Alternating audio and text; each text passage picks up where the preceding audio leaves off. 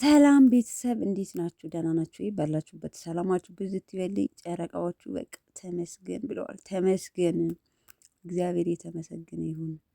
ይኸው በራሳቸው መኪና እየተንሸራሸሩ ቤተ ክርስቲያን እየሄዱ ዛሬ ያው መድኃኔዓለም ነው እንደምታውቁት ማለት ነው።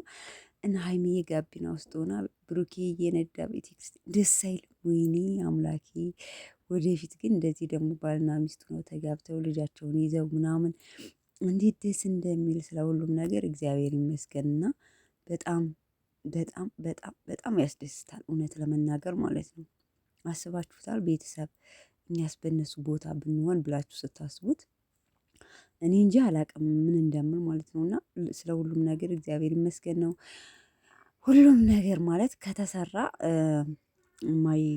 የማይደረስበት ነገር ምንም ነገር የለም። እና ሲኖር ፈላጊ ራሱ ብዙ ነው። ያኔ የተዋህዶ ዛሬ የፈለጋችሁን ደህና ናችሁ አለች ሀይሚ ማለት ነው ስቶሪ ላይ።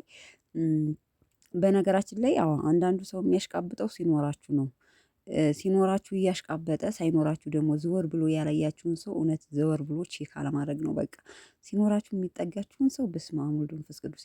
በዚህ በህይወት ላይ ግን ብዙ ነገር የምትታዘቡት ነገር አለና አንዳንዱ በችግራችሁ ሰዓት የማይደርስላችሁ ከዛ ደግሞ የሆነ እዛ መጥፎ ቦታ ላይ ተነስታችሁ ትልቅ ደረጃ ላይ ስትደርሱ ወይም ደህና ነገር ሲኖራችሁ ሁሉም ያሽቃብጣል ሁሉም ማለት ነው። እና ከእንደዚህ አይነት ሰው ከእንደዚህ አይነት ጓደኛ ፈጣሪ ይጠብቀን።